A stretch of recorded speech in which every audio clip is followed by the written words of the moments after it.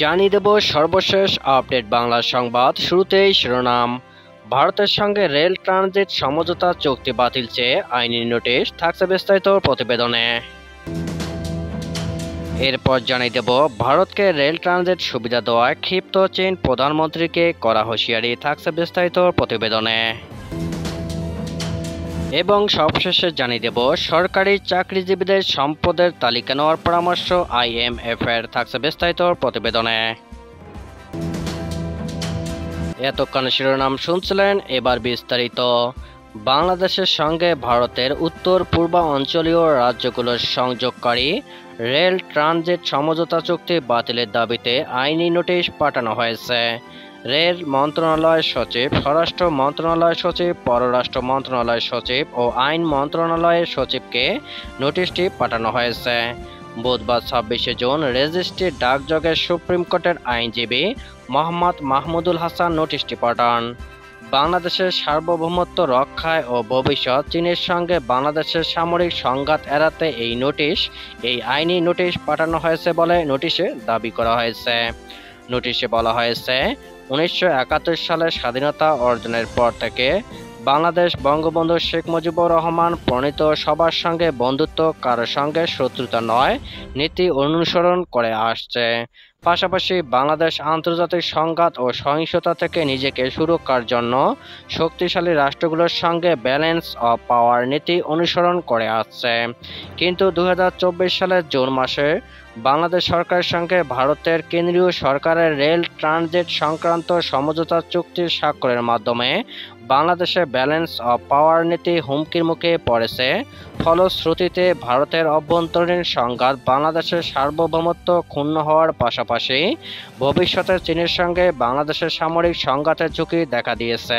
নোটিশে আরও বলা হয়েছে, বিশ্বের বিভিন্ন বন্ধুত্বপূর্ণ রাষ্ট্রের মধ্যে রেল যোগাযোগ ব্যবস্থা নতুন কিছু নয়, কিন্তু ভারতের উত্তর পূর্ব অঞ্চলীয় রাজ্যগুলোর সঙ্গে বাংলাদেশের রেল ট্রানজিট স্বাভাবিক কোনো বিষয় নয়। ভারতের উত্তর পূর্ব অঞ্চলীয় রাজ্যগুলোর অবস্থা স্বাভাবিক নয়। ভারতের উত্তর পূর্ব অঞ্চলীয় রাজ্যগুলো বিভিন্ন বিদ্রোহী গোষ্ঠী রয়েছে যারা ভারত থেকে স্বাধীনতা চায়।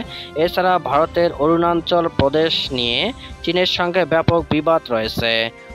অরুণাচল প্রদেশ নিয়ে ভারত ও চীনের নিয়মিত সংঘাত লেগেই থাকে এবং ইতিপূর্বে ভারত ও চীনের সঙ্গে যুদ্ধ হয়েছে। এসব কারণে ভারতের মূল ভূখণ্ড থেকে উত্তর পূর্ব অঞ্চলীয় রাজ্যগুলো দ্রুত সামরিক সরঞ্জাম পাঠানোর জন্য বাংলাদেশের রেল ট্রানজিট প্রয়োজন। তাছাড়া বর্তমানে ভারতের শিলিগুড়ি দিয়ে ভারতের মূল ভূখণ্ড থেকে উত্তর পূর্ব অঞ্চলীয় রাজ্যগুলোতে সড়ক ও রেল যোগাযোগ আছে, যা শিলিগুড়ি করিডোর বা চিকন নেক বলে পরিচিত। এই শিলিগুড়ি করিডোর চীনের নিকটবর্তী হওয়ায় ভারত তার সামরিক সরঞ্জাম পাঠানোর নিরাপদ রাস্তা হিসেবে বাংলাদেশের রেল ট্রানজিট ব্যবহার করতে চাইছে।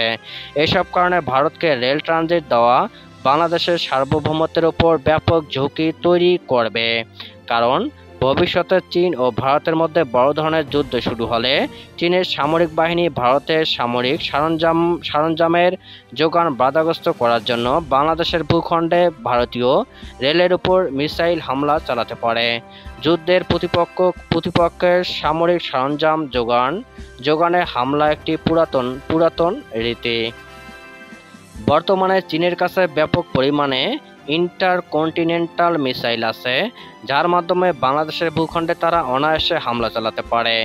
এছাড়া বাংলাদেশের কাছে কোনো অ্যান্টি ব্যালিস্টিক মিসাইল সিস্টেম নেই।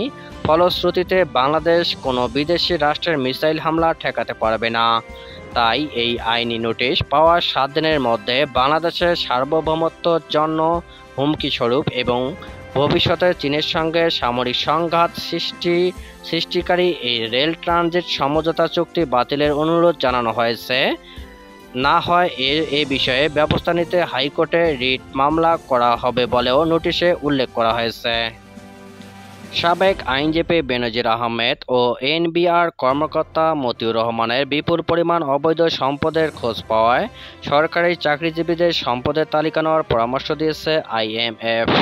মূলত দুর্নীতি কমাতেই প্রতি বছর তাদের সম্পদের তালিকা নেওয়া এবং তা নিয়মিত হালনাগাদ করতেই এই পরামর্শ দেওয়া হয় সরকারকে। বাংলাদেশকে দেওয়া $4.7 বিলিয়ন ঋণের তৃতীয় কিস্তি অনুমোদন করে মঙ্গলবার প্রকাশিত IMF এর স্টাফ রিপোর্ট এই পরামর্শ দেওয়া হয়েছে।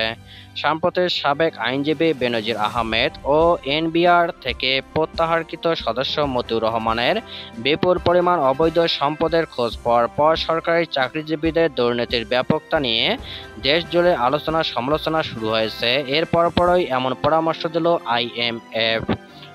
সরকার দলীয় সংসদ সদস্যরাও জাতীয় সংসদে সরকারি চাকরিজীবীদের দুর্নীতির ব্যাপার নিয়ে প্রশ্ন তুলে তাদের নিয়ন্ত্রণে আনার উপর গুরুত্ব দিচ্ছেন। IMF বলছে, উঁচু স্তরের দুর্নীতিকে কার্যকরভাবে মোকাবেলা করার ক্ষেত্রে এ বিষয়ে অসম্মতি নন-কমপ্লায়েন্স দেখা দিলে নিষেধাজ্ঞা আরোপ করতে হবে। সম্পদের পরিমাণ নিয়মিত হালনাগাদের জন্য একটি মানসম্মত পন্থা অবলম্বন করে সরকারি কর্মকর্তাদের সম্পদ ঘোষণার প্রক্রিয়াকে শক্তিশালী করতে হবে। সংস্থাটি আরও বলছে, দেশে ব্যবসায়িক পরিবেশে উন্নতির ক্ষেত্রে সুশাসনের উন্নয়ন এবং দুর্নীতি রোধ ব্যাপক অবদান রাখবে। রাজস্ব ও আর্থিক সুশাসনের উন্নতি, স্বচ্ছতা বৃদ্ধি এবং নীতি কাঠামোর শক্তিশালীকরণ উন্নত ব্যবসায়িক পরিবেশ তৈরিতে গুরুত্বপূর্ণ ভূমিকা রাখবে। 5 বছর পর পর সরকারি কর্মচারীদের সম্পদের হিসাব জমা দেওয়ার বিধান 1979 সালে চালু হয়। দেশে বর্তমানে প্রায় 15 লাখ সরকারি কর্মচারী আছেন। চাকরিজীবী জবাবদিহিতা নিশ্চিত করতে আচরণ বিধিমালা এ নিয়ম যুক্ত করা হয়। তবে 4 দশকের বেশি সময় ধরে নিয়মটি পুরোপুরি কার্যকর করা যায়নি। অতীতে দেখা গেছে বিচ্ছিন্নভাবে কয়েকটি মন্ত্রণালয় তাদের অধীনে কর্মচারীদের কাছে সম্পদের বিবরণী চেয়েও তেমন ছাড়া পায়নি। সরকারি কর্মচারী আইন আচরণ বিধিমালা 1979 এর বিধি 12 ও 13 অনুসারে সরকারি কর্মচারী স্থাবর সম্পত্তি অর্জন, বিক্রি ও সম্পদ বিবরণী জমা দেওয়ার নির্দেশনা দেওয়া হয়েছে। এমনকি জমি বাড়ি ফ্ল্যাটসহ যে কোনো সম্পদ কিনতে বা বিক্রি করতেও সরকারের অনুমতি নিতে হয়। তাদের সম্পদ কেনার ক্ষেত্রে টাকার উৎস সম্পর্কে জানাতে হয়, আবার সম্পদ বিক্রি করতে হলে দাম জানাতে হবে, কারণ কম বেশি দামে সম্পদ কেনাবেচা হলে কিনা তা যাচাই করার সুযোগ রাখা হয়েছে।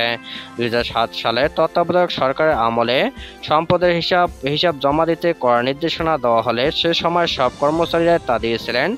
নানান দিকে আলোচনা উঠলেও 2015 সালে আরেক দফায় সরকারি কর্মচারীদের সম্পদের হিসাব জমা দিতে বলে সরকার। তখন গুটি কয়েক মন্ত্রণালয় তাদের নিয়মিত কর্মচারীদের সম্পদের হিসাব নিতে পারলেও বেশিরভাগ ব্যর্থ হয়। ভিডিওটি ভালো লাগলে অবশ্যই একটি লাইক, কমেন্ট এবং বেশি বেশি করে শেয়ার করবেন। ধন্যবাদ।